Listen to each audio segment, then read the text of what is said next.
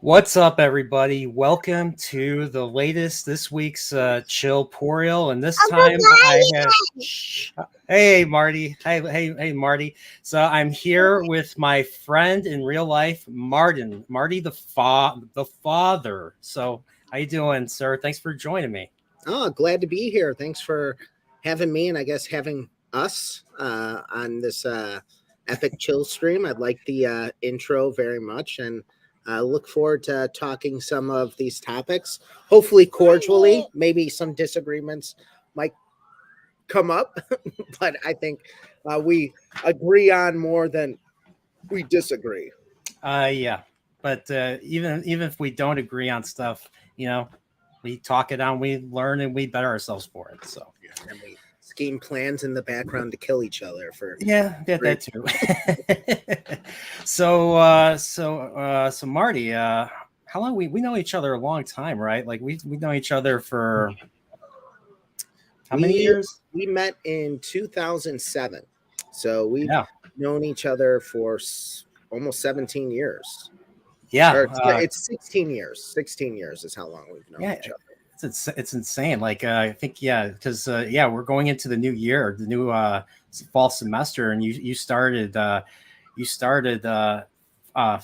years after I started, so I was still in college. So we met in college. So Yeah, yes we did. and what was the thing? Now I by the way, everybody, he was the star of the Ocarina. If you don't know, Marty was in the Ocarina of Time retrospective. He was the big star of it. So.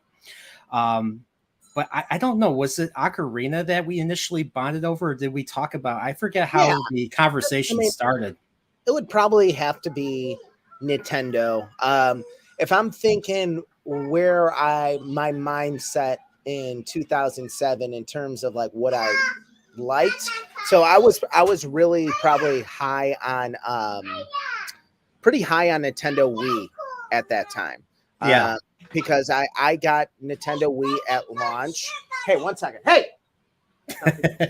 Um, so I got Nintendo Wii at launch. So I was probably pretty into Zelda, Twilight Princess at that time.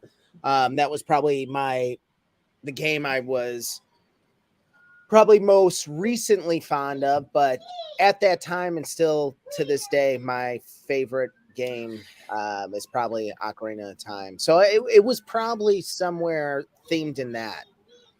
Yeah, the I know the Wii just came out around the time, and I remember you telling me what did you tell me? You told me that I think you said I don't know if you already you were what you told me was you got a Super Nintendo. I think you just owned a Super Nintendo for the first time, Hmm. and you only had like Super Mario World. So like I remember lending you A Link to the Past. I remember you played A Link to the Past. So you already played Ocarina of Time way before. That's how we bonded. But I think I brought A Link to the Past in your life, and so kind No, of yeah, bonded over that too. you certainly did. Yeah, I mean this was, 2007 for the most part was an era before like RetroPie. I mean there was emulators out there.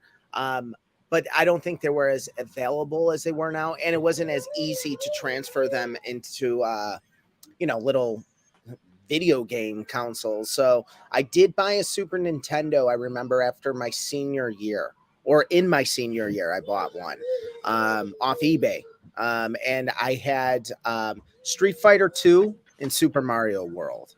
But Super Mario World was a game I played as young as a kid because I was a Sega kid Yeah. at first.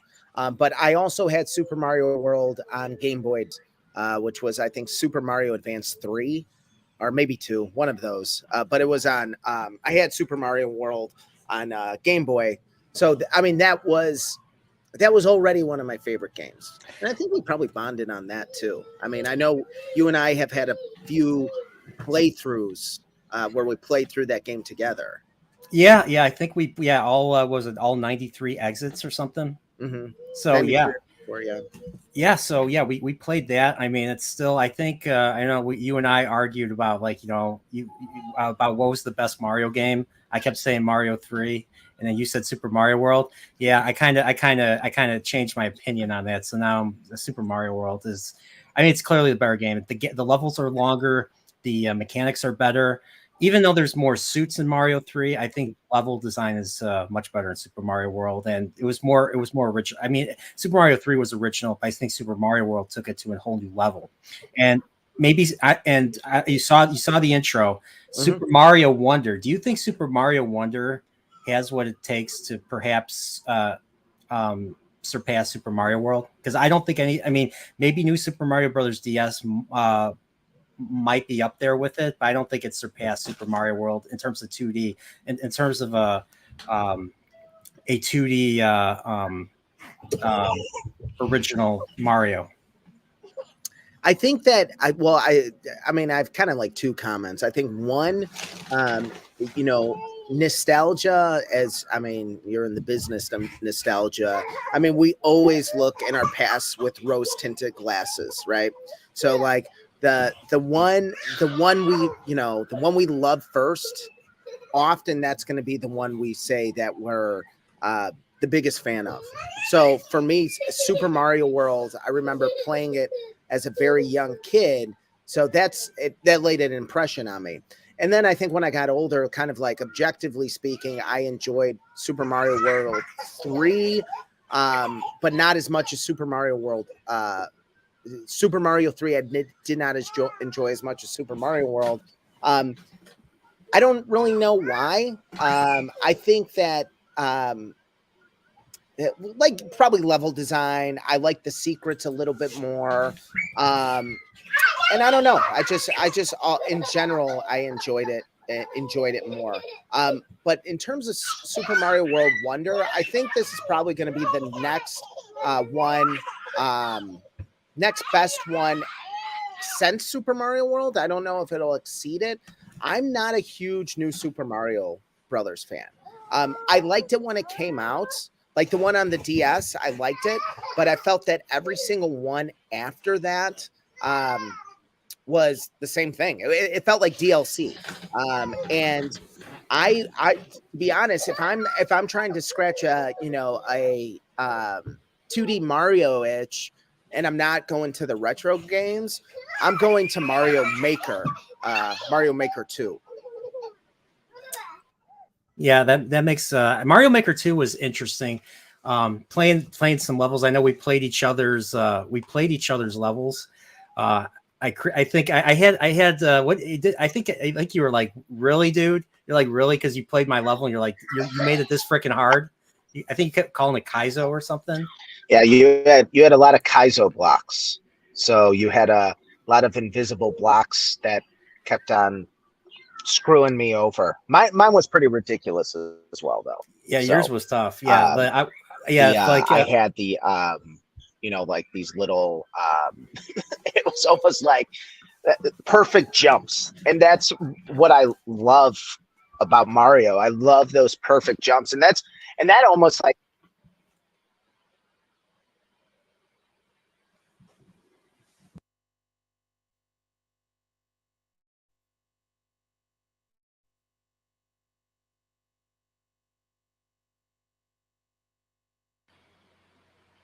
can you say something? I think he froze. Sorry, guys. um, uh, can, can you say something? It sounds like your audio went out. Can you hear me?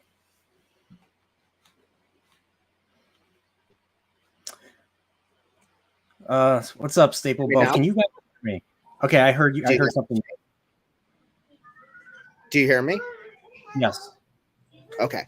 Yeah, I would say that one of the reasons I kind of uh, like Mario Maker was those kind of like platforming challenges, like jumping from one enemy to the other, and I think Super Mario Maker is kind of a good blend. I mean, 2D Mario is a retro thing, but I felt that like Super Mario Maker is a good way of blending. Um, both kind of like the new 2D style and the retro 2D style, and you can kind of make it whatever you want. But that's I would say when I'm thinking 2D Mario right now, that's usually where I'm going. Okay. Just and because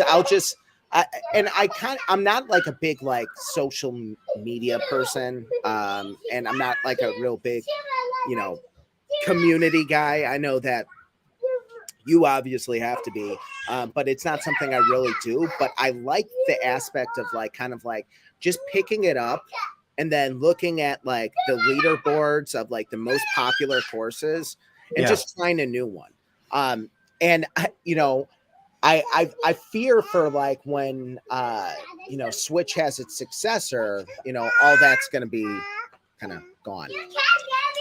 Yeah, that's true. Like they can only handle so much. They can only do so much support after, you know, after the system's done, because, you know, obviously for money and for saving money and all that. So, but I'm curious. I actually I rewatched the trailer just now of Super Mario Wonder, and I'm actually kind of excited. It looks like they learned from like Donkey Kong. Like the environments are more animated. There's more things going on. Like the pipes all of a sudden come to life. All the inanimate things are coming to life. They have little eyes, and they're moving around. One is moving like one pipe is moving like a snake. Mm-hmm. And then I don't know what to. What do you? I mean, what did you think of the elephant? What did you think of the elephant, Mario? Do you think he's just gonna like stomp on enemies or something? Maybe. I actually think that like maybe some of the power-ups will be necessary to progress through the level. So like you might need the elephant to get through a certain section of the level. But I mean, not maybe the elephant specifically, but I like that they're doing something new. And that was the biggest problem with New Super Mario. Like New Super Mario, even if you're thinking of the Wii U version, The 3DS. yeah, the Wii U Plus, like every single one of those was they didn't add really enough new as the series progressed. I mean, it like I really felt like the first one, the one on the DS, was probably the best one. I know a lot of people really like the 3DS one, but I think it was fun. I mean, they brought back the raccoon suit so you could fly in the levels. That's one thing that I missed in other games. So with Mario 3 and Super Mario World, you can fly, and the levels I like the most are the levels that, you know, you think you know, if you go above the frame, you're not going to go anywhere, but you might be surprised and the frame will extend. You know what I'm talking about? Yeah. Because some levels, when you try to go up, you go out of the frame. Yeah, and you're gone. You're hidden. And you're gone until you have to come back down. But some levels, you keep the frame keeps moving along with Mario. Well, there's a few levels that I kind of think of with that in mind. One is that first ghost. I don't know if it's Vanilla Dome. I don't know what ghost house it is, but the one where you're running to the left of your vision, and then you fly up, and then there's that little walkway at the top. Yeah. And you know, but I agree with you, and I think that's almost like it's hunting for secrets. You know, it's looking for secrets, and I think that when I think of, you know, the video games I love the most, there is a huge aspect of discovery. So like discovery is a big thing for me. And you know, and I kind of, you know, not to get kind of switch topics completely, you know, I do like somewhat of a linear narrative experience in video games, but I also like, you know, I like to explore. I like to walk around. I like to see things. I like to find stuff.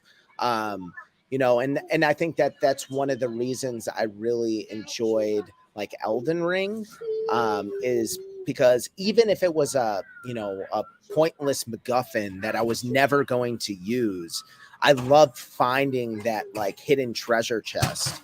And like back to like Metroid, Yeah. I don't need any more missiles. I don't need any more energy tanks to beat the game. Like I don't need them. But I want to find them all. And that's exactly. like this like completionist, inner completionist, I guess, motivator inside me. And I mean, I now especially, I play video games to death.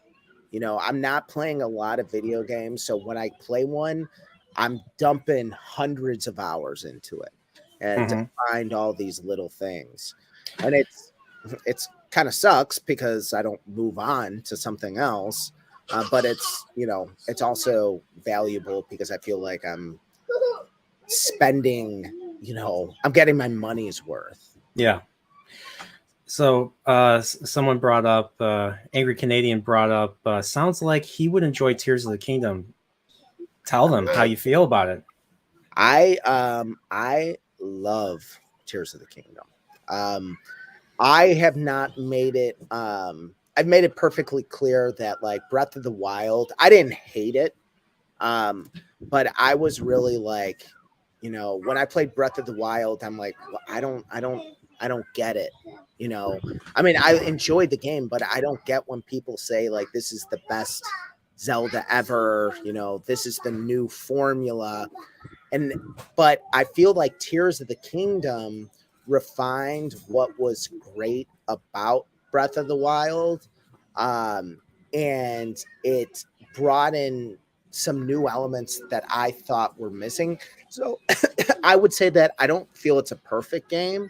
But I've easily dumped 200 hours into the game so far. And I have like 15 shrines left. I've done all the major dungeons, all like 5 of them. All I have left is Ganon. But it's like it's one of these games where I'm like, I don't want it to end.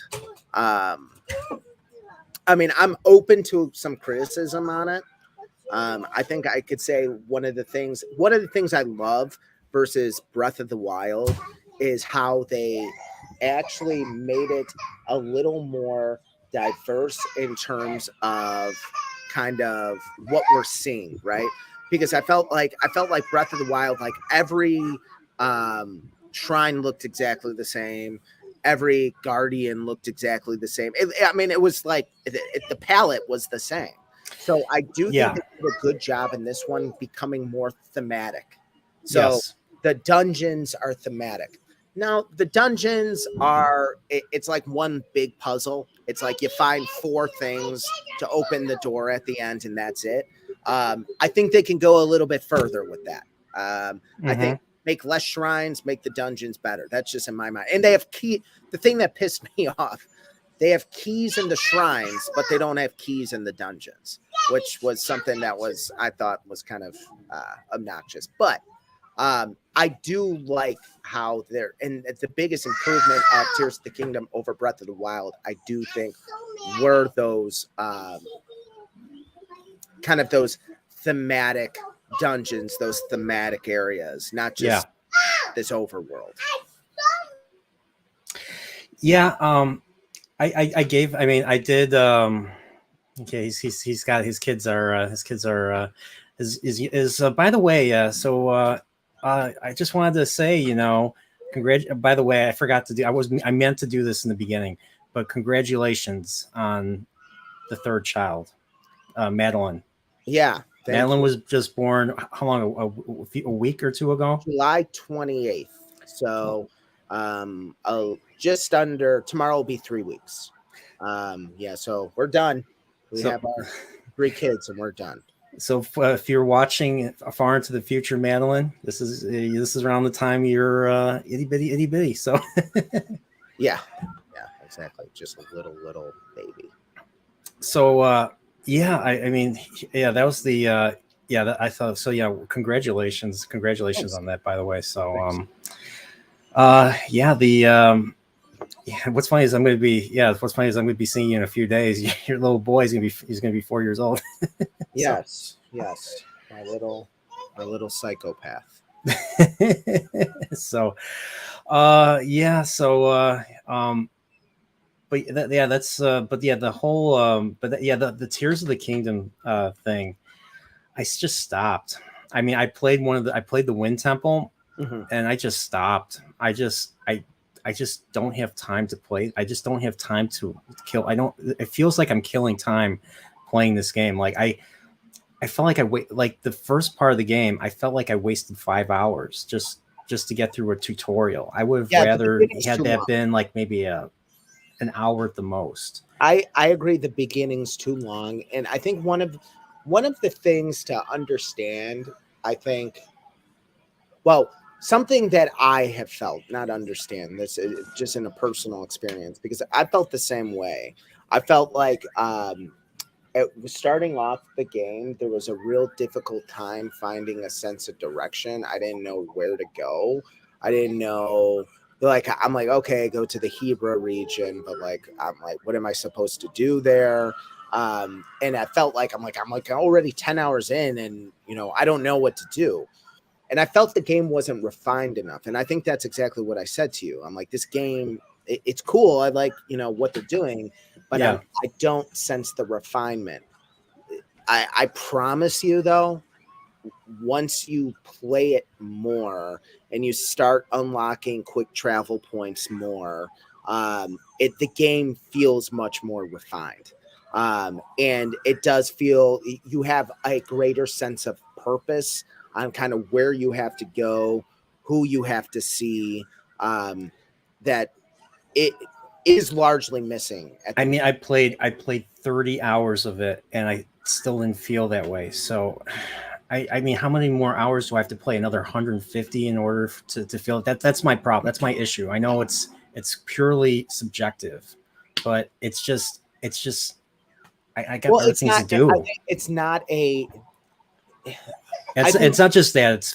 I haven't played a whole lot of video games in general either. Like I just I've been limiting myself to shorter, classics, retro classics lately. So actually, I haven't even and played I mean anything lately. I love the retros too, but like it's They take less time. That's pretty much the only reason now. yeah, I mean for me though, it's just like I've played them so many times. I mean, I love them. I still love them.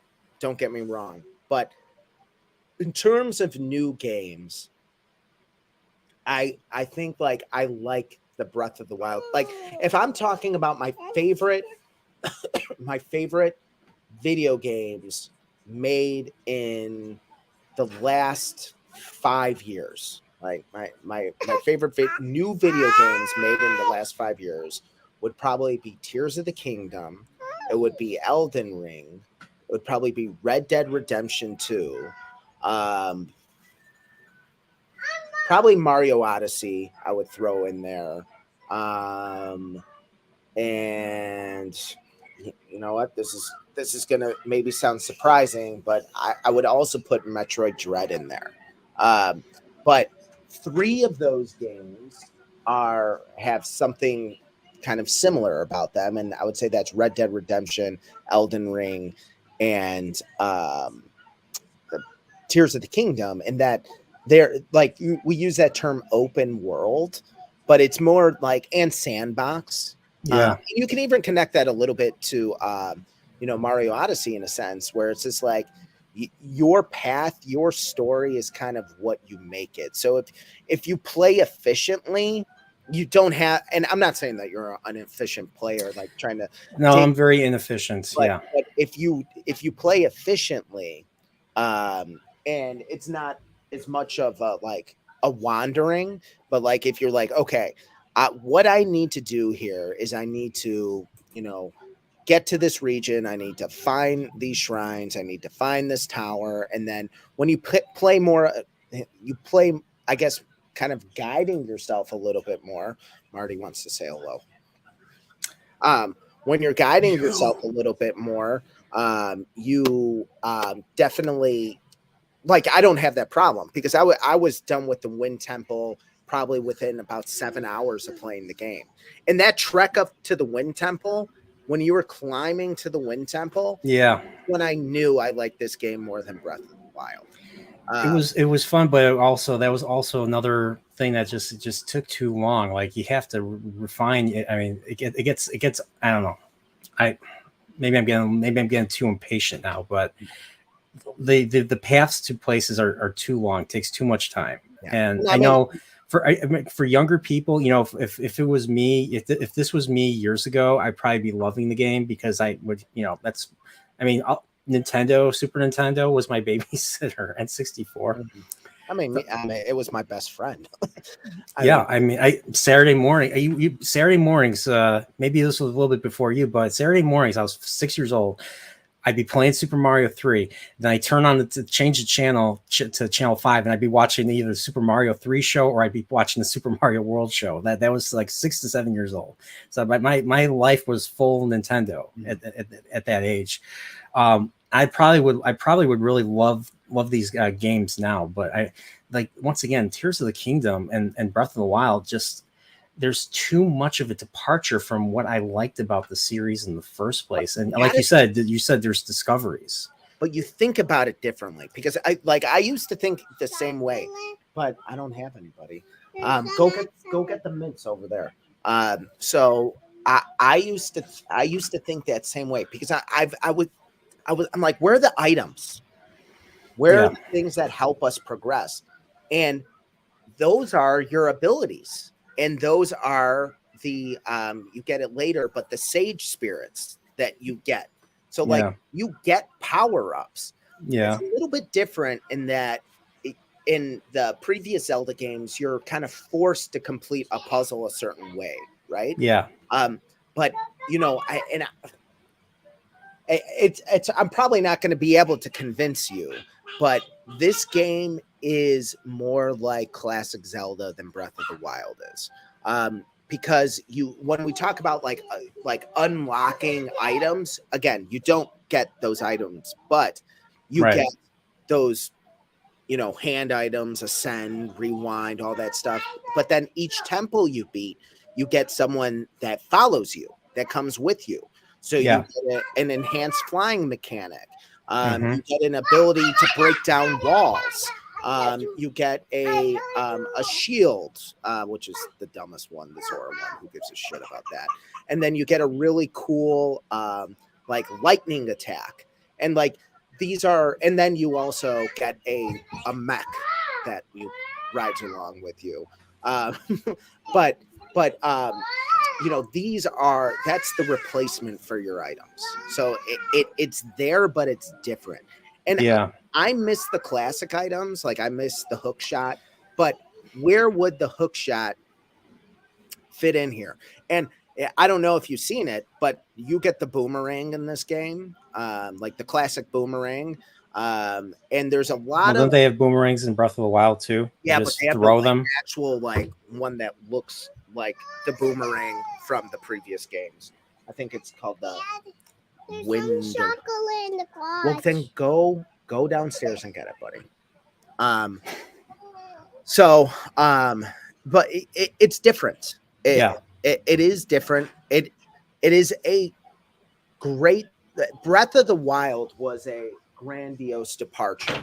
This is kind of a little more back to form, but it is a new Zelda. But it's also a new, you know, it's a new world, Brian. So how do you make a game? How do you make a game in the wake of Elden Ring? You know, that is action adventure, that is more like traditional Zelda and sells tons of copies. I mean, it's Zelda, it would sell no matter what.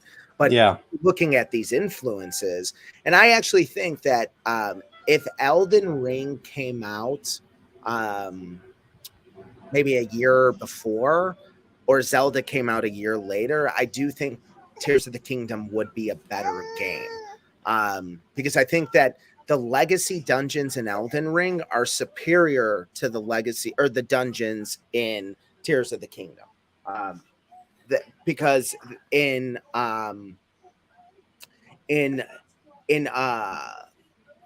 Elden Ring, the dungeons had you like you had to unlock doors, you had shortcuts. They were just better designed. They were more you know, I don't think immersive's the right word. They were more labyrinthy. It was more like, In like Tears of the Kingdom, then Tears of the Kingdom, Elden Rings, Elden Legacy Ring. were better than Tears of the Kingdom's dungeons. Elden Rings was all caves. There's like 6 dungeons. Oh, So I don't think you got to one yet. You gave up too soon. yeah. But Well, it was, but it felt the same. I felt like I was just. I didn't feel like I was doing anything, and I felt like once again, I felt like I was wasting time playing this game. yeah, it's again, And and not. I think it is about kind of. Someone mentioned this. I think it was Angry Canadian that said that Elden Ring is very gameplay focused. So there is this certain enjoyment and fun. Like even it's almost like even fighting the simplest enemies at the beginning of the game is like a boss encounter. But yeah, you again, had to avoid. You had to remember when you leave that initial tutorial cave or catacombs or whatever it was. There's like you're going forward, and all of a sudden there's this big dude with like I don't know if it was an axe or some sort of halberd, mace or halberd or something like that. And the tree sentinel. yeah, and you like first thing you do is you avoid him at all costs. But Yeah, um, I think that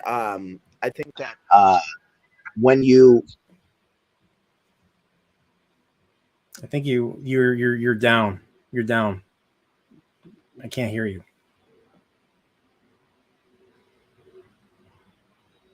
You're sorry, I was muted. yeah. I think when you think like of Elden Ring, I think again like if you don't know what like if you don't have a plan. So like my plan in Elden Ring was like, okay, I'm gonna find that site of grace, and then all around that area, I'm gonna find the catacombs and dungeons, and I'm gonna look for all those catacombs and dungeons until I get to the big dungeon in the area. And I think that kind of like with Zelda, it's like the same thing. I'm like, okay, I'm gonna find as many shrines as I can on my way to this big temple. Yeah. So it's a in like I think that I don't think the games are the same. There's a lot of differences. I mean, there's tons of differences, but I think like game strategy or progression strategy is pretty similar. Like how we try to finish the game. Yeah. I mean, yeah. I don't know what it is, but I don't know. Just like even the story. I mean, there's a story, and I saw some of the cutscenes for Tears of the Kingdom, and it's just not enough of the story got me invested. See, when you played Ocarina, and I say this in my video, Ocarina gets you invested right away. Link to the Past gets you invested right away. Like just not even playing the game. You Link to the Past, you're just reading the initial prologue. You're looking at you're reading the prologue, and you already know that there's a wizard that's taken over Hyrule Castle, and he's making all these young maidens vanish, and it says Zelda is next unless you start the game. So I mean, right away there's a sense of stakes right there. With Tears of the Kingdom, I have no idea what the hell's going on. I have no idea what this new race is that's there. All of a sudden there's the sky, then there's the there's the what is it called, the depths or something. And I don't know. I thought the depths would be more interesting. I explored the depths, and it's just a darker version of the overworld, except you go to the areas where there's shrines and you can light the place up. I don't think you've played much enough to make a complete assessment, but I don't know. I don't know if the amount of time to put into it will be deemed worth it for you. There's a lot to do in the depths. There's bosses in the depths. There's little dungeons in the depths. So there's a lot to do there, but I don't know if the investment would be worth it for you. Um, but I will say that I mean, just personally, I do think that Ocarina of Time, Wind Waker, Twilight Princess, Link to the Past are all superior games to Tears of the Kingdom. But I do think Tears of the Kingdom is a great game, and I think Yeah. it's better than Breath of the Wild. Um, but you're not wrong. Like, you have to invest kind of a lot of time, and it's not really narrative driven. It's not. No. It's not like watching a movie. It's not like an interactive film, or like it wouldn't be interesting if it was a movie or a show or anything like that. So I do think the story is actually great. The way the story is told is not great. And I think it's asynchronous storytelling, just like Breath of the Wild. the Wild was, and I think that is a huge mistake. But I think that there are a few, like, if you were going to read a synopsis of the story, you'd be like, oh, that's pretty interesting. That's pretty cool of what happened. But I think the way it's told, it's just not done very well. So I think that's maybe part of the issue. But I agree. I mean, I don't disagree with you. I mean, I like Ocarina of Time is, and maybe it's due to nostalgia, but is the best Zelda game in my mind. And probably the reason I like it the most is because of the dungeons, the thematic dungeons. Not so much. I mean, I like the story. Yeah. I like the stakes. But like now when I'm thinking about it, like when I was a kid, I'm like, holy shit, there's nothing more epic than this.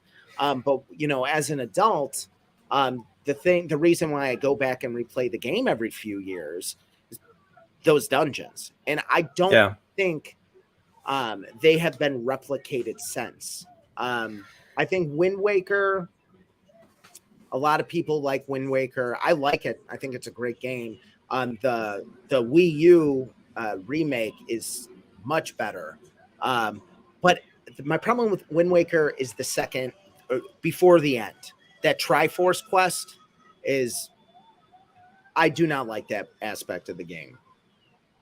I love Twilight Princess, but I felt going back to it, I didn't like it as much as I thought I liked it. And people love Majora's Mask. It doesn't do it for me like the other Zelda games do. And there's just a few parts of that game that I just that just don't gel with me. It's a good game. Like a Zelda game I like less is still a great game. It's just not one of my favorites. But I think that Tears of the Kingdom it's not a good classic Zelda game because it isn't a classic Zelda game. And I think but I do believe it is a step in the right direction. I mean, what was your biggest criticism, at least that you always shared with me, about Breath of the Wild? Breath of the Wild, obviously the biggest one was they have this big open world. You have this big open world, lots of space. Honestly, after playing it, I mean, I was initially excited for it because, like, okay, this is going to be, everything Skyward Sword was not. Because Skyward Sword was, every area was, it wasn't all interconnected. You had to go up to the sky in order to access the other parts of the world of the world. So you had the forest, you had the mountain, you had Farron, Lanariu, and Eldin. So the mountain, the desert, and the forest. And instead of interconnecting them, you had to go up to the sky in order to access that. And the other thing I hated about Skyward Sword was if you lost your shield, you had to go all the way back to the hub, which was it Skyloft? Is that the name? I forgot. I only played the game once. 12 years ago. You didn't replay it on Switch? Not yet. No. It's much better. The finger stick controls, they actually work. It's much better on Switch. Yeah, trying to aim and hit Girahim with the sword was a pain in the butt the first time. Much better. My biggest problem with that game was the gameplay. Yeah, and I didn't like how the overworld was like a level. It wasn't the. It was like the sky was the overworld. The surface was like a level, and then the temple was a level within the level. So with Breath of the Wild, a lot of the fans, and I'm assuming a lot of people were complaining about that aspect of it. So with Breath of the Wild, they made the single world completely open, and they obviously changed the dynamics of Zelda as a result. And I thought, okay, maybe they're going to replace it. I mean, at that point, even Skyward Sword, I don't think there's never been a bad Mario game. There's never been a bad Zelda game, in my opinion. I think you agree with me on that. I think I mostly agree with you. I think Triforce Heroes is a bad. That doesn't count. Dude, I know there are some people who are apologists for it or even like it. But Spirit Tracks fucking sucks. Okay, that doesn't count either because I haven't played that. So. Choo-choo Zelda. I know there are people who love it, and if you love it, it's great for you. I found it frustrating. Yeah, that's my problem with a lot of the DS games because I did play through Phantom Hourglass, and you controlled it with the stylus, and. I mean, I got used to it, but the stylus was I can't imagine doing that again. Playing a game with only the stylus to move Link around. Unfortunately, those games are locked on that console. And it's the problem, kind of, with gimmicks. I mean, but that being said, what they were able to do with Skyward Sword, I mean, even with the motion controls, they work. So, but Breath of the Wild was such a huge departure. It felt like a new system was put into place, and it's just maybe I'm set in my ways, but it didn't feel like it was a better replacement than what we originally had. And the biggest issue I had with Breath of the Wild was the lack of people will disagree with me on this. The lack of the feeling of progression. Now you do get heart pieces, and you do eventually get the Master Sword when you get 12 hearts, 13 hearts, I believe, or something. Yeah. But the lack of progression, because they give you everything in the beginning of the game. They give you every ability. Major ability. You like Link Between Worlds? Yeah, I did. Link Between Worlds. That was where they really started with that. Was with Link Between Worlds, with what was his name, Ravio's shop and all that. Yeah. But I was okay with buying the items. Mm-hmm. I mean, you still needed them to get it, and you had to pay a lot of money. I would buy the items, like I wouldn't just rent them. So now do I prefer finding it in the dungeon? Yes. Yeah, so do I. I mean, 100%. I mean, because I like the fact that you have an obstruction, or you have something that you need. Like, okay, what is this mechanic? What can I do with this? How do I interact with the environment in this way? And that's what I loved. That was what I loved about the discovery of a tool in the dungeon, because it would work for that dungeon. And then once you beat that dungeon, I would be excited to go out into the world and see where I could use that tool. Mm-hmm. And what part of Hyrule is cut off for me that I can now find. Maybe I get an additional heart piece, not just finding a shrine, but like finding a random cave with a weird puzzle, and then there's a treasure that has a heart piece, or maybe even a new tool. Like Link to the Past had the Cane of Samaria and the Cane of Burna, which weren't. Well, Cane of Samaria wasn't a dungeon, but the Cane of Burna, the blue cane, the one that gives you the shield and everything. Yeah. I mean, that wasn't a cave. That wasn't a random cave in Death Mountain in the Dark World. I mean, and then you had the magic cave. That sounds like you might like Elden Ring. Well, Elden Ring's just once again, Elden Ring's just too big, and it gets to a point where it just gets too frustrating.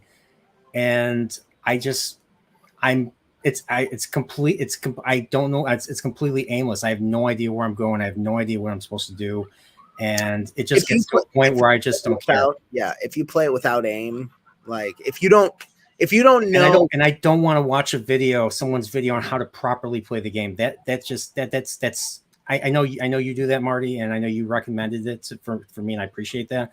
But I can't do that either. Yeah, I mean, but it once you learn how to play the game, it makes it a more worthwhile experience. And it's like a strategy. It's you need to kind of know, or for me, like games like that, I need to know how the world is set up, because like you, I don't have time to learn it on my own. So yeah, I watch a video on a tutorial on how to play the game, and once I learn that tutorial, I know how to play it, so I could go play it. And I mean, you could watch a whole walkthrough if you wanted to. I don't recommend watching a whole. I've done that. I've done that, and I mean, I did beat a dungeon, by the way, Marty. That castle in the beginning that you're supposed to go to. Yeah, where I'm talking about. And yeah. I couldn't beat the first boss. I mean, I played a whole bunch of other places before, but then I tried beating that boss. And I couldn't beat the boss, and all of a sudden I was able to somehow have a companion do all the attacking. So the companion did all the attacking and killed the boss. And I'm just like, oh god, I'm like, screw this game. I'm not playing this. I can't do. I mean, this is. I just let a companion that I don't control beat the boss for me, and I was just like, that's it. Well, that's why they say the people in the Souls community will tell you to get good. Yeah, and it's just I don't have the time or the interest to get good. I mean, like like one the games that I absolutely hate, like it's not, and I can't, like I don't understand why anybody likes them. I hate them. Are Elder Scrolls and Fallout. Those games I cannot play them. And like though, like when you talk about like time wasters, yeah, like I felt Elder Scrolls, and I played it on PlayStation 3. Or no, yeah. I played it on PlayStation 4. I bought it on PlayStation 4 when I got a PS4. And I played through the whole game, and I don't know. I didn't get it. I just didn't understand it. Those games, it's the first, like, how you were talking about completionism before. Mm-hmm. Well, those games are the first time I decided not to be a completionist about them. Like it's too big for starters. There's too many things to do, and it gets old after, like you said, it gets old after a while. So I didn't it took me a while. I mean, I still have my Morrowind map up on my wall that's been up there for almost 2 decades now. But well, I know like people like for example, like Grand Theft Auto. I feel like the worst part of Grand Theft Auto games are the part that like Elder Scrolls is all about. Like, I'm going to adopt a son. I'm going to marry this wench. I'm going to join a vampire guild. And like, I don't know. Like, and I guess, and I said, I don't understand why people like it. I know why people like it. It's a good game. It's just not for me. I don't like,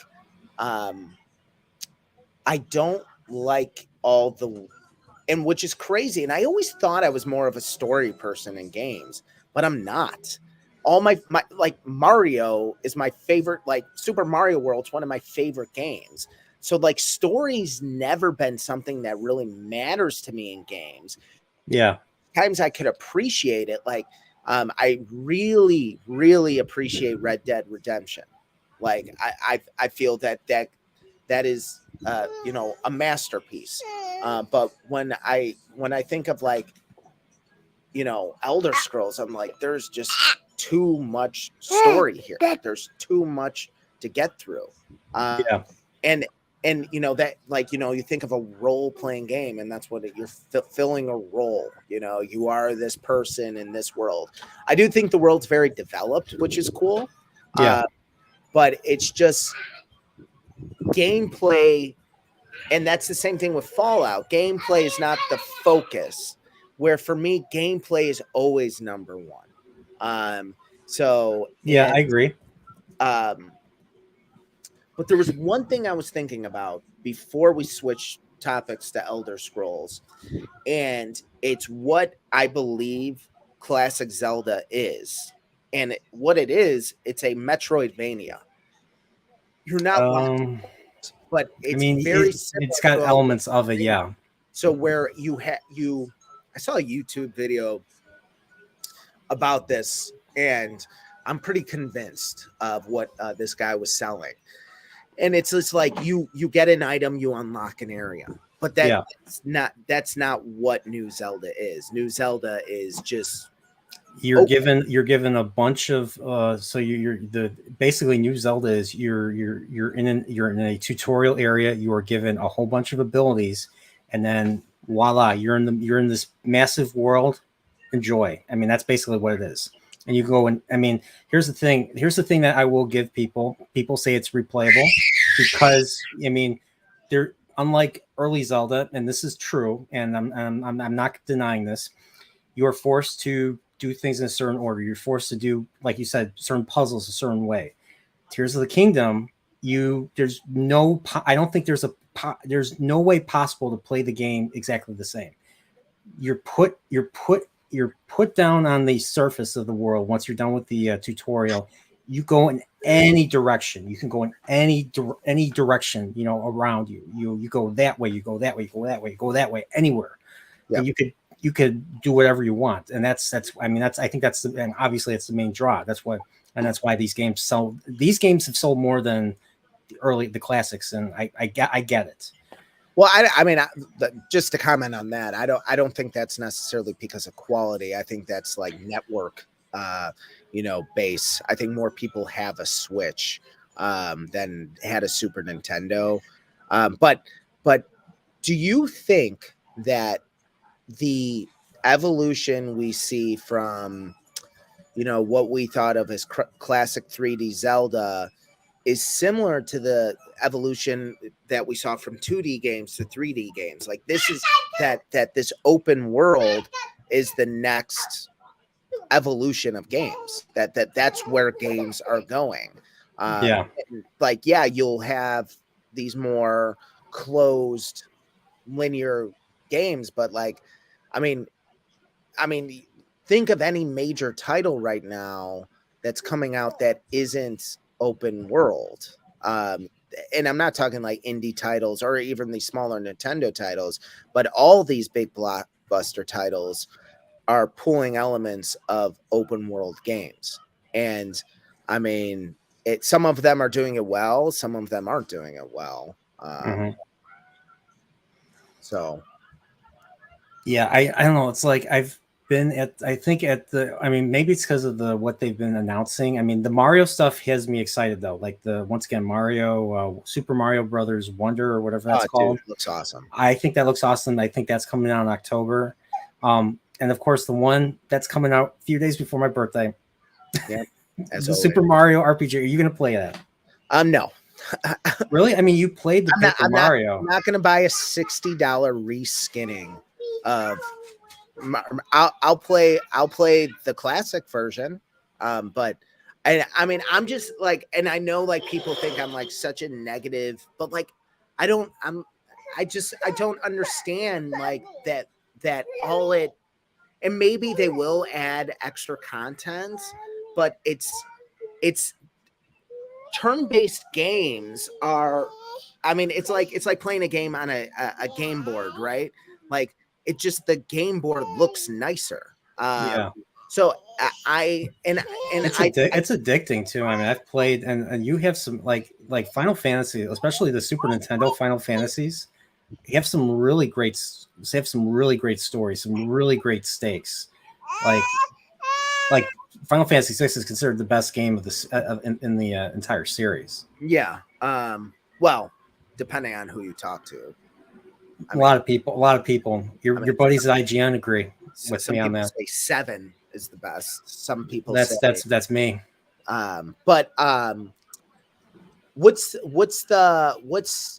Final Fantasy 3 here? Is that 6? That's 6. Yeah, that's my I've only played 2 of them, and that's the one I like more. They're long. They're long, and I mean, you would not. I mean, based on everything you said, they are not. They're. I mean, what I would do is, maybe I'll do this for you one day.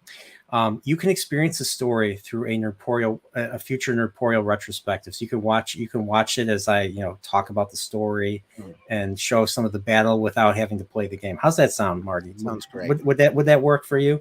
That's kind of why I made the videos the way I did. I know some people complain saying that they're not really retrospectives because I didn't put enough of my opinion in it, saying it's a glorified walkthrough, and I'm just like, maybe, I don't know. Fuck the haters. Yeah, whatever. Well, I listen for improvement. I always have to always think about improvement, but there you go. But but I like to retell the story. There's this one channel, I forget what Zygor Gaming does this, kind of retells the story. I kind of want to do the same thing. So in the retrospective. So, but back to Mario, I know I'm probably looking through rose-tinted glasses, but I prefer the way the 16-bit Mario looks.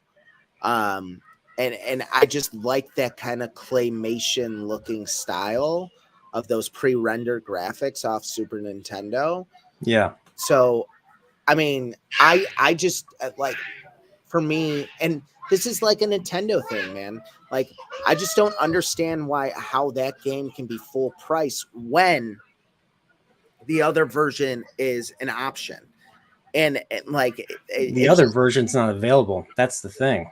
I mean, unless you're lucky enough to have a Super Nintendo Mini, and I do. You do. You have that, but for a lot of people, it's not available. It's not available on Switch Online because I think I don't know if it's a right issue with Square or something. They have to pay to license. They have to pay more to license it. That's what I'm guessing. I don't know.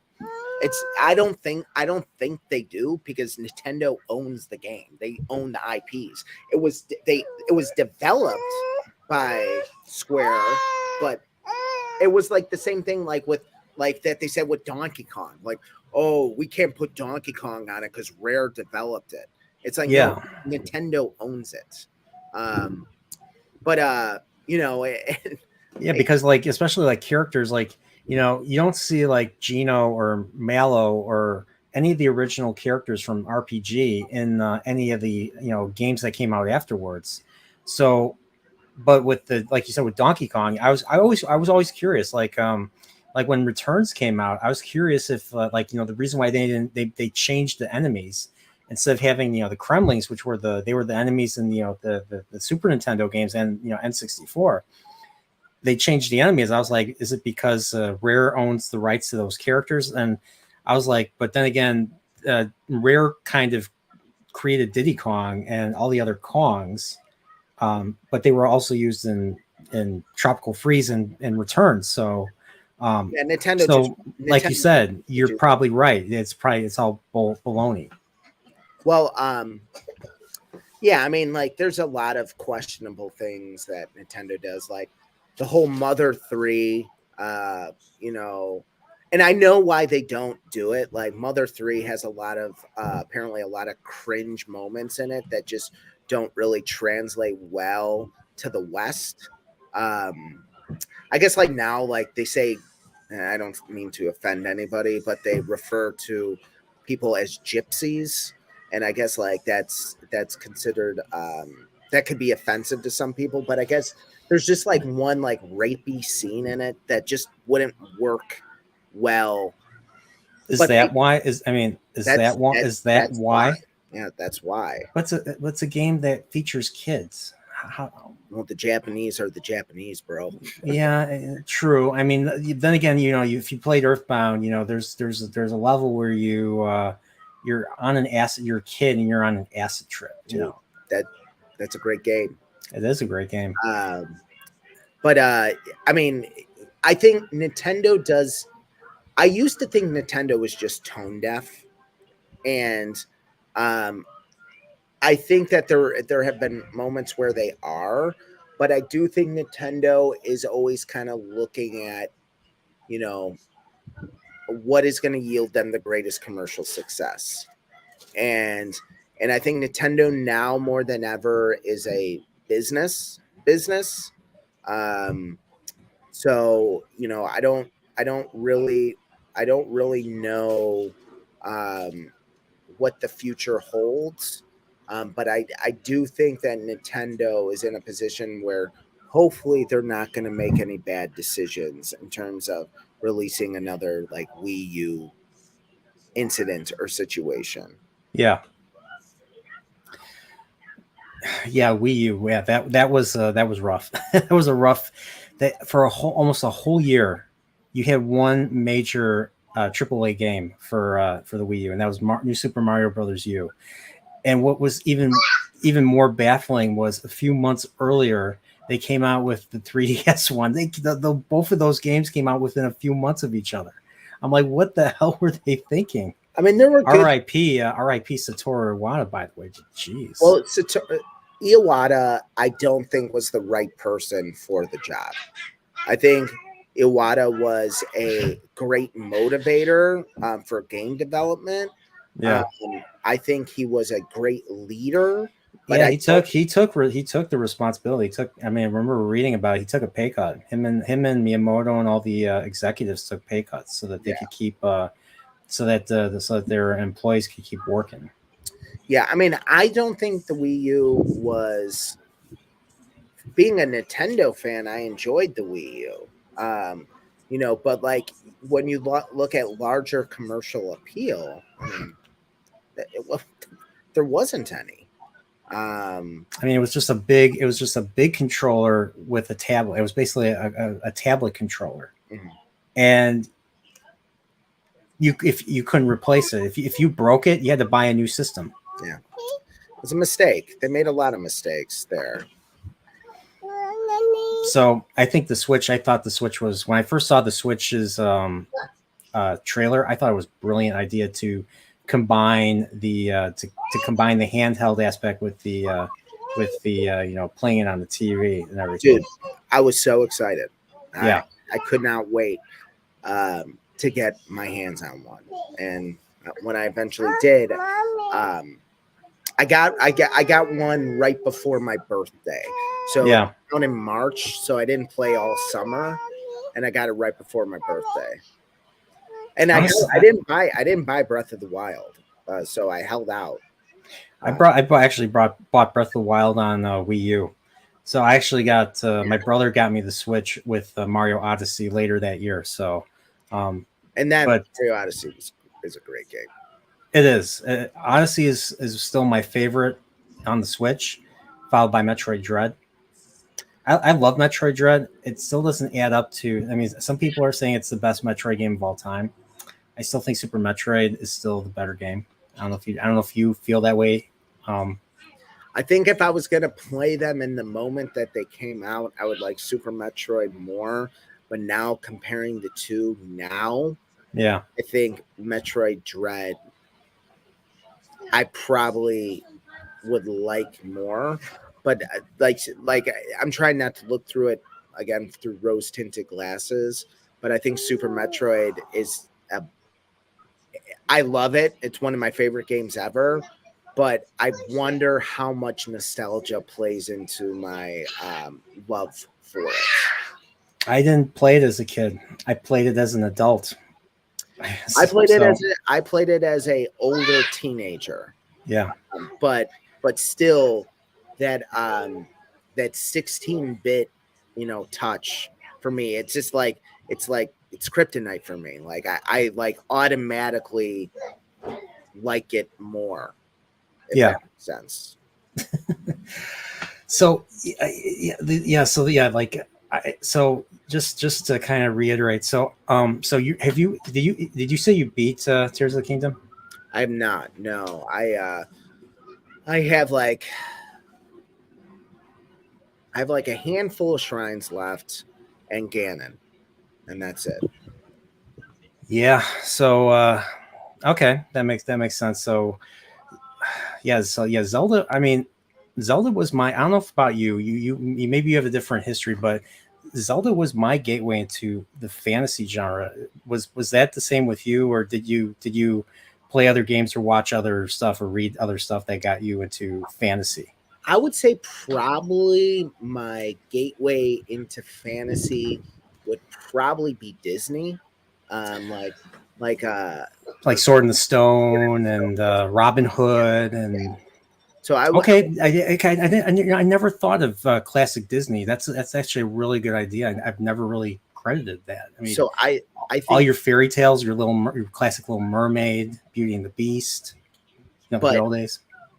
there was nothing that sparked my attention more than Zelda, dude. Like I was. This is something I remember. I was so obsessed with Ocarina of Time. Yeah, I remember. So my family and I were vacationing in Florida, and this was like I probably hadn't beaten Ocarina of Time yet. I probably was close, but I don't think I had beaten it yet. I think maybe I've gotten through the water temple or something like that.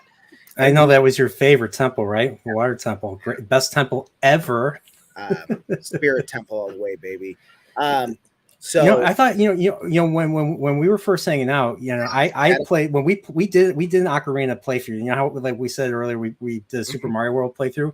Well, it took longer, but we did an Ocarina of Time playthrough. We would switch off the dungeons, and you like the Shadow. You were the Forest Temple and the Shadow Temple was your jam.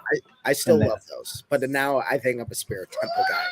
The Spirit Temple was two parts. What I loved about that was you played as a kid, and then you played as an adult.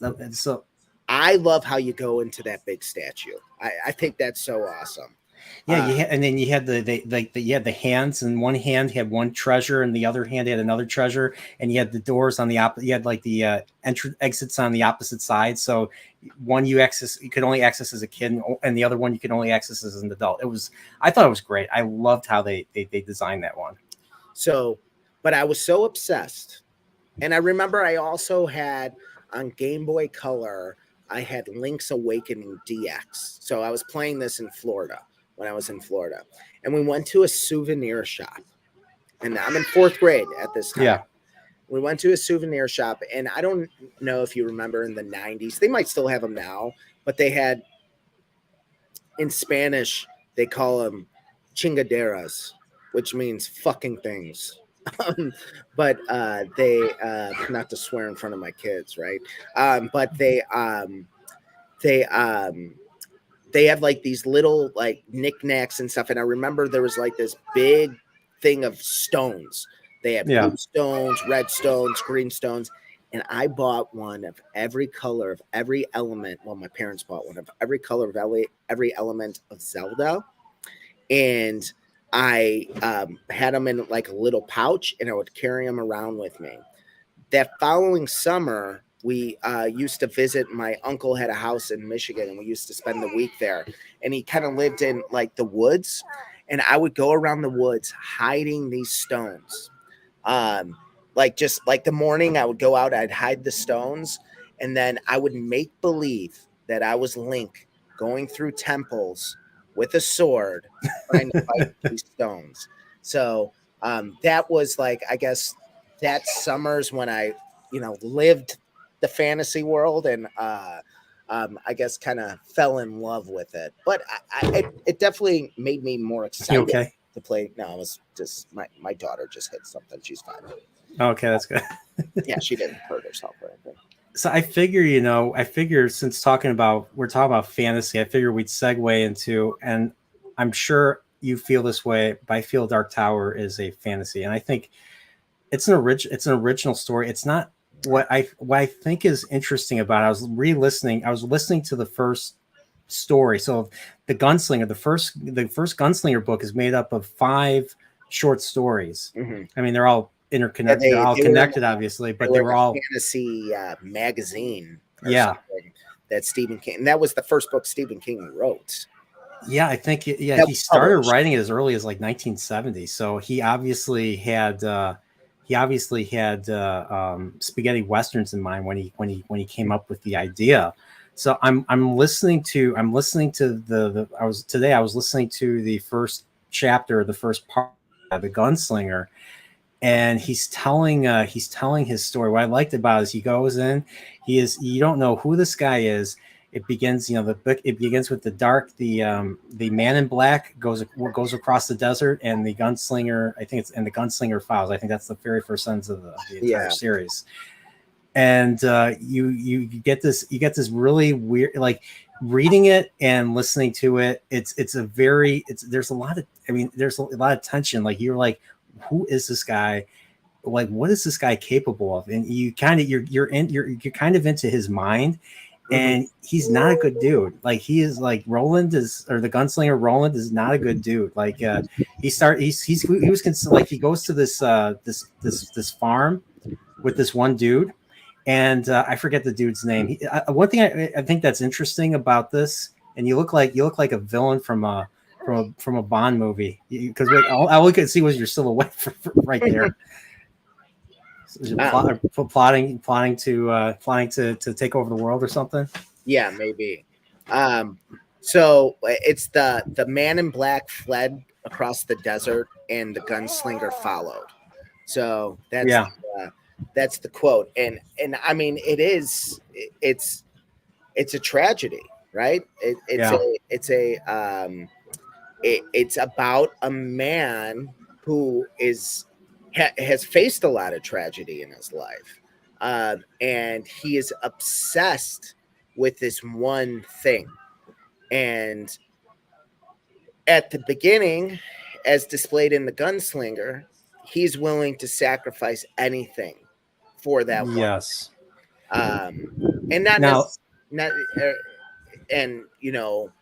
and I think throughout the book, he then learns that those sacrifices, he is not willing to make those sacrifices anymore. And when those sacrifices are essentially made for him, not by his own decision, but because Ka is the wheel that, keeps on turning, he begrudgingly completes his quest. So how did you reason why I read these. So I read these right after I read Song of Ice and Fire. Now, Song of Ice and Fire I got into because of Game of Thrones, and then I just started reading the books, got hooked on them. And then I was looking for something else to read at the time. And then and I know you've been talking about the Dark Tower for a long time. How did you first hear about it? Was it I forget who told you about the Dark Tower? I'm not, I'm not entirely sure. I mean, I wanted to get back into reading, and I had read a handful of Stephen King books, and I think I honestly was at like Borders or something, and I was looking through the books, and I'm like, and I was really into kind of Westerns at the time, and I'm like, oh, this looks cool. It's about a cowboy. So I got the book, and then I learned, maybe like I was researching it, after I read it, and then I learned that it was part of an epic.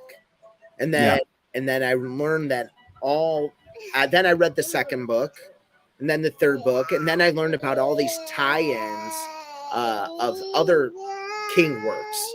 And then it became almost like an obsession that I was like, oh, I need to read all the books as a part of this epic story. How many King books have you gotten to? So I remember you telling me, to read with so the Dark Tower is basically, and I mean, anyone that's read, I mean, if you read fantasy, I'm sure you've read Dark Tower, obviously, but it's basically an amalgamation of like all the universes that Stephen King created. So I think the Dark Tower, or the world that has the Dark Tower, connects to all the different universes or worlds or that connect to Stephen King's other books, like It, for instance, or The Stand, or The Shining. Well, the Dark Tower does. So the Dark Tower is the middle.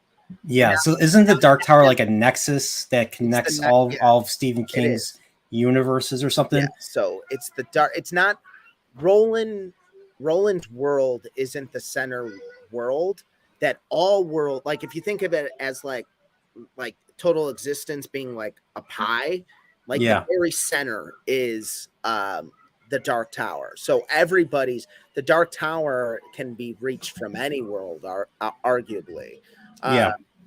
But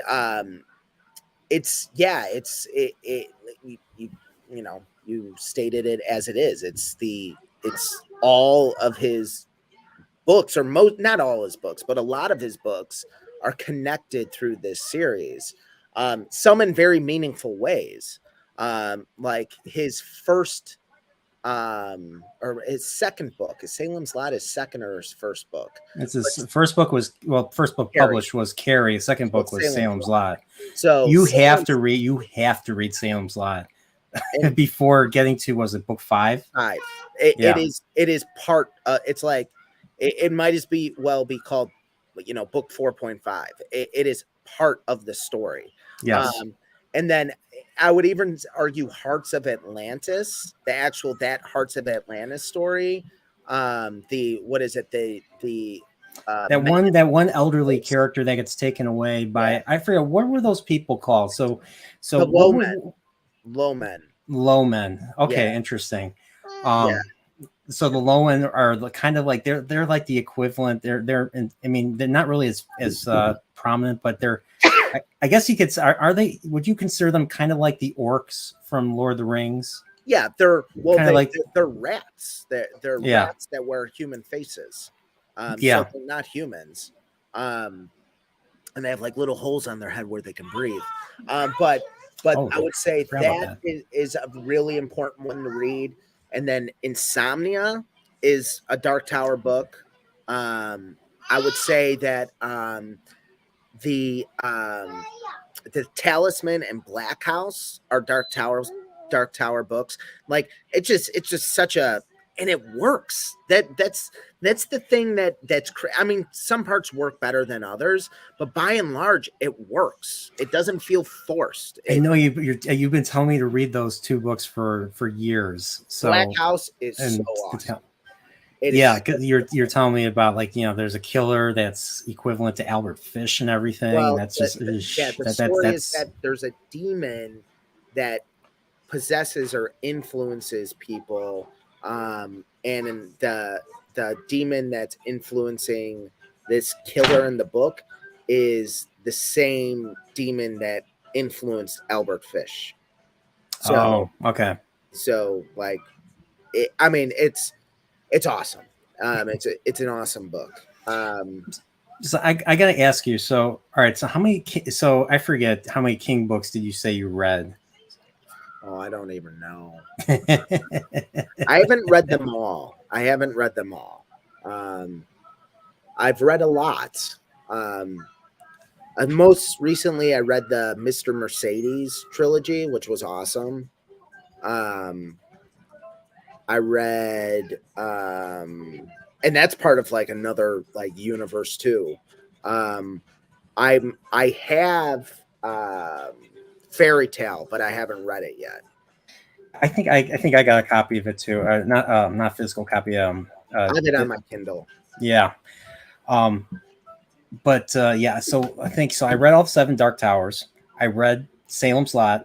Gotta read Salem's Lot for that. I read The Stand. Now The Stand, I mean, we've had this conversation before, Marty. I love The Stand, except for the climax. I forget if it was prophesied that this hand of God would just appear and kill everything. Yeah, and reset the world. The Stand's another book you kind of need to read to understand the villain, or one of the villains in the Dark Tower. It's a Randall Flagg origin story. So I forget, Randall Flagg is the same character as the Man in Black. Yes. Walter O'Dim, or whatever his name is. Paddock. And originally Stephen King didn't have them as the same character because they both appear in The Wizard and Glass, like as almost like as separate characters. But then they do, kind of, because one is referenced and the other one arrives. they call him Randall Flagg, but then he never calls him Randall Flagg again. He calls him Walter. Yeah. So, but they're the same, and that's one of the things that don't work in the Dark Tower is how they ended Randall Flagg story. I thought was sucked. But Oh, you mean in the last Dark Tower Yeah. book? Yeah. I thought that just pissed me off. And that's, I mean, the last two books have their problems, but Yeah, the Harry Potter references and Dark Tower 7, really? and 5. Was there one in 5? Yeah, the weapons that the wolves use are called snitches. Oh, so they use the snitches as well, because I know that the Crimson King in the Dark Tower itself uses the snitches. Yeah. And then what's his name? Patrick. And he's from Insomnia, right? Yeah. Patrick. Okay, I haven't. So I wasn't really familiar with this character. This character kind of just shows up all of a sudden. Yeah. So what does he do? He just draws something and he races in. Then Patrick is a similar. So Stephen King's also in the book series. I guess we should mention. Yeah, his accident. His accident. He would have died in that real accident that happened if Jake didn't sacrifice himself for him. Which, oh my God, that is heartbreaking. Oh, dude! I mean, can we say spoiler alert? Spoiler alert! Yeah, like so one of the things I like the most in Stephen King books is that almost every single book has a redemption arc. Every guy who's like kind of like rough around the edges gets redeemed. Eddie Dean, best fucking character that I think Stephen King ever wrote. I loved him. He was such a great character. Now I forget. If I remember correctly, he in the second book he was involved with organized crime. Like I think he worked for them. Drug dealer, and he was like a drug. Wasn't he an addict? Wasn't he also an addict? So how did the book? I forgot. How did the book allow? Was it magic or what allowed him to get over his addiction? So Roland went through a door, and when he went through a door, he went into Eddie's conscious. Yes. And then when they left, both of them went through the door. So when Eddie went through the door with Roland in his head, they both went through the door on the other side. Yes. And then the same thing happened with Susanna. She had the two personalities. She had the psychopath personality, and then she had the meek personality, and then of course she became like Mr. Spock and had to force them to kind of work together. And that's, I forgot what her different names were. She had different names for each of the personalities, but she ended up becoming Susanna ultimately. I don't remember either. I think it was something like racist, to be honest with you. But then and then in the Wastelands, they actually physically went to Jake's world and pulled him through, because Jake heard the singing of the Dark Tower, and they were just drawn to the same place, and they pulled him through that haunted house, the house demon. In the Wastelands, right? Yes, in the Wastelands. That's part of the reason why I love the third book, that moment. So in the first book, I don't know, do you think they could do that? So they made the Dark Tower movie, and they completely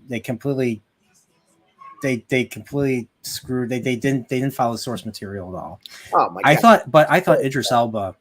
I think Idris Elba was great as Roland. Like I was sold on him as Roland.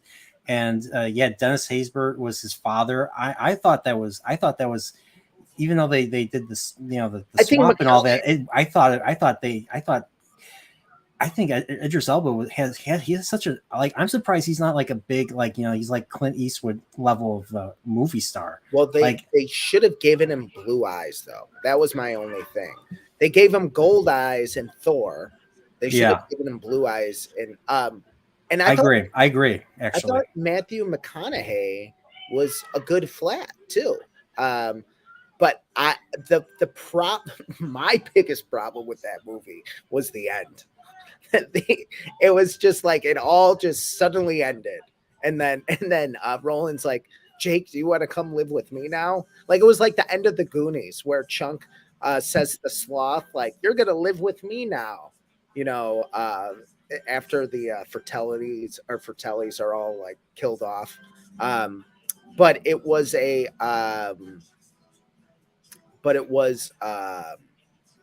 definitely a misstep. You can't make a film about the Dark Tower. It has to be a series, or I prefer them just to leave it a book because it's too much to make a movie. Like It's, you can make a limited you can make, at least for the first season, you can make like a 6 episode or make or 5 episode series with, you know, maybe each episode being an hour and a half long, based on those five short five short stories that make up the first book. yeah, but But unfortunately, the thing is at the end, the spoiler alert, the thing is at the end with what ultimately happens to Jake would Yeah, be extremely, and this is Stephen King being freaking weird. Like Stephen King's weird about stuff like this. But like he drops the kid. He drops the kid. into a pit of zombies. Is that what it was? I thought he fell into like an abyss. Yeah, but there was like tons of monsters down there too. Were they down there, or I thought they were being chased by the monsters, and then they were running on the tracks, and the tracks were falling apart, and there's nothing. It's like freaking Star Wars. Like there's nothing below them. Yeah, And it's like there are worlds other than these guys. yeah, and so when we get to the third book, and so that I think that version of Jake stays dead, and we have a different version, another version of Jake from another universe shows up. It would have no, I think it is the same Jake because Is it? something happens where he goes to his world before the time Jake, because he in the I remember what happens in the drawing of 3 when he's with Eddie. He kills the guy who killed, so Jake was killed by a serial killer called the Pusher. Yeah, because he was run over, and that's how he ended up in Roland's world. Pushes him into traffic, and he. Oh, and I remember what they did to him. I remember, like, I thought he was going to be one. I thought he was going. You know what's funny? When I first read that, I thought the serial killer guy was going to be redeemed and all that. No, they left him. I think he was left to be run over by railroad tracks. And wasn't that's it? how Susanna lost her legs from that guy. Oh yeah, that's right. So they kill that guy, and they kill him in Jake's world before Jake is killed by him. So then Jake has this like split personality that starts to form. Okay, I forgot. I don't remember. I forgot about that. Yeah, I forgot about that. Now when I...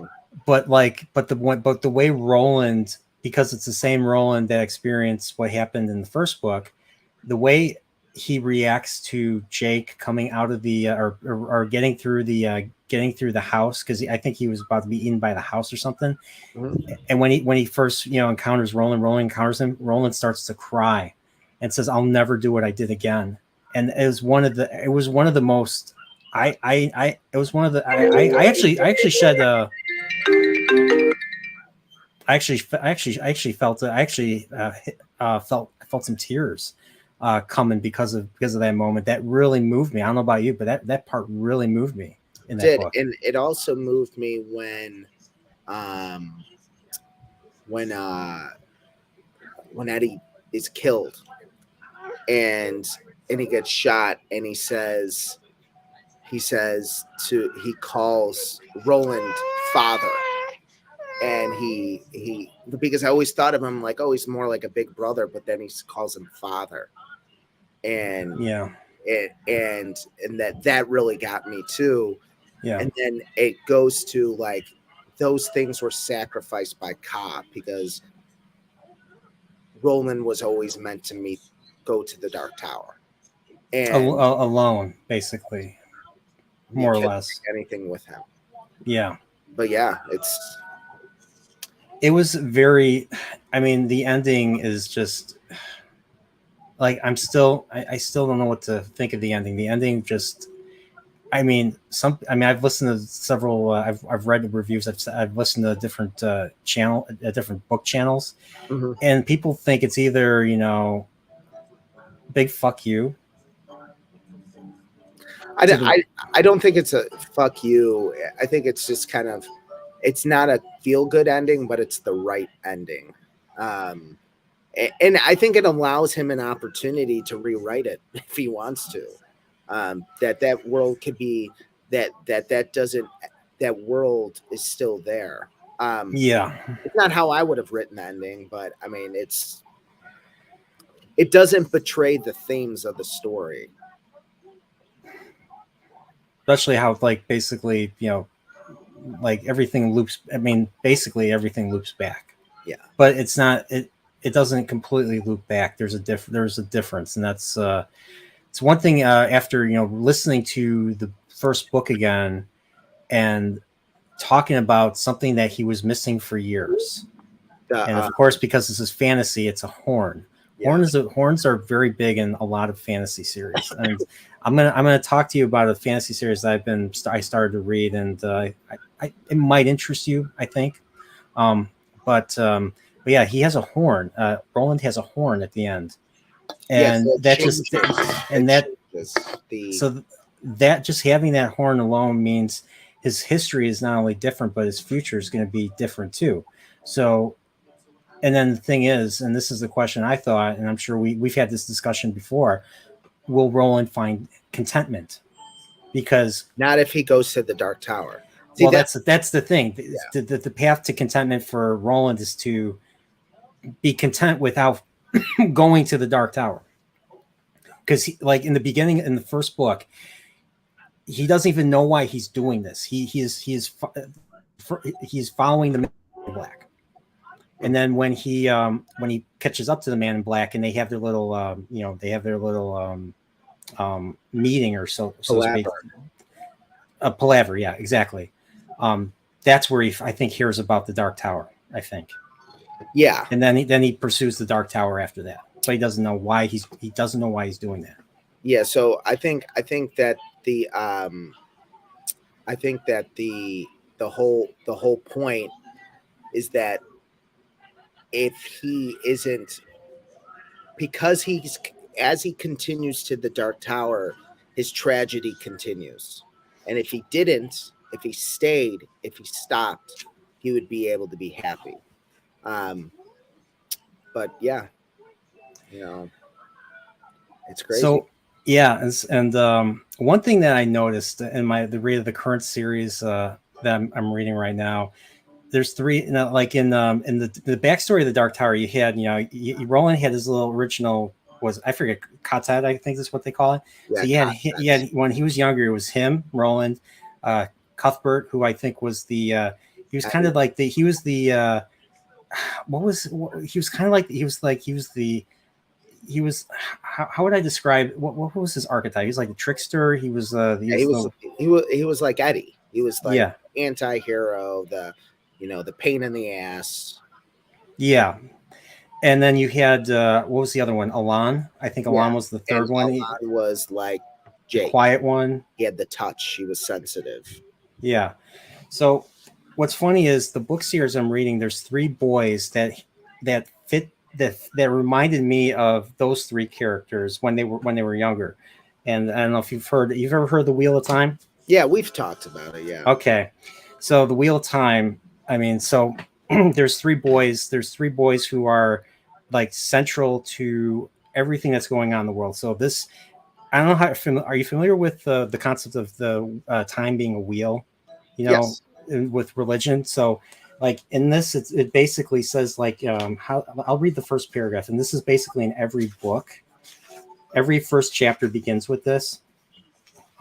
It says, the wheel of time turns and ages come and pass, leaving memories that become legend.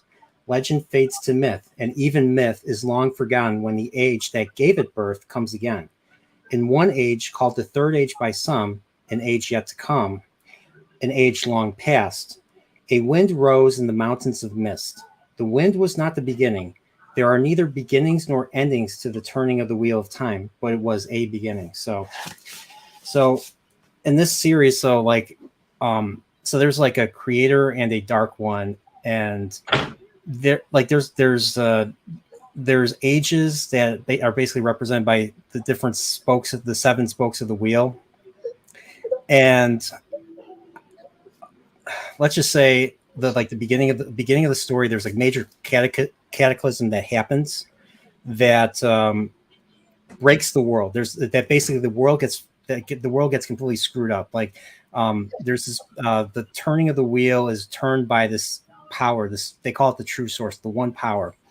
And the one power can be channeled by people. It's the magic of this story, and the magic is split up by women and men. So women, the stuff that the women can channel is called Sidar, and the stuff that the men can channel is called Sidine. I forget what they're made up of. There's 5 different elements. I think fire, wind, water, spirit, and earth. I think the men can handle the fire and earth, but the thing is, during this cataclysm, there was a big war where they had to seal the Dark One, or the what was equivalent of, analogous to the devil himself, seal him away to not be to do away with the evil in the world and all that. And because of that, because of what they did, the devil basically tainted the male half of the magic. So whenever a male tries to channel or use the magic, they lose their sanity, and imagine you were a Jedi, or you had the ability to destroy things, but you also went insane. Yeah, it's like you couldn't control yourself. The ring to rule them all. It corrupts you. Doesn't really, I wouldn't say corruption, but I guess you could say corrupt. It corrupts sure. Not exactly the same. So with Lord of the Rings, the people are they're conscious of it, whereas here they're insane. Like they literally, they don't know what they're doing. Like the character, the point of view character's prologue doesn't know that he killed his wife and his entire household. So that's what makes it screwed up. So, but this character basically, this enemy, this other channeler who. So there's you have the version, you have these channelers, you have something like the Jedi Order in this story. They're called the Aes Sedai, and in the present, they are made up of all women. So, and to become an Aes Sedai is like becoming a Jedi in the prequels. The same idea, and this predates the prequels by like a decade, or even more than a decade. So I wouldn't be surprised if George Lucas stole ideas from this, but so there's no men channeling anymore, and the main characters may or may not have the ability to channel. And the thing is, if they channel, they can go insane and be a danger to everyone around them. And there's no one that train them. They don't have a Yoda or an Obi-Wan to help them. And that's kind of where the story really starts. So there's the guy in the beginning, the prologue that killed everybody, the Kinslayer is what they call him. He comes back. There's reincarnation in this, and he comes back. They call him the dragon, and the dragon is basically supposed to be the chosen one. It's like the chosen one in Star Wars, chosen one to deliver us from, the prophesied final battle. Think of the Book of Revelations, the final battle where all the evil that is going to empty the blight, which is the northern part where all the demons and all the shadow spawn are. And that's supposed to be what's basically the final part of this story. So, but yeah, so this first book is basically like Tolkien originally, but it's instead of destroying a ring or something, these bad guys are after these boys who may or may not be the savior of the world or the chosen one, and they want to take them and use them for their own ends.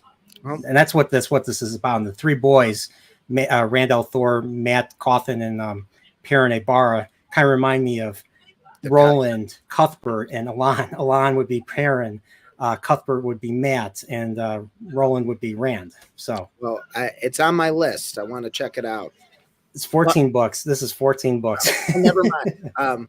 But I think the father aspect of my Marty and the father is calling me, Brian. I think I do have to parts ways.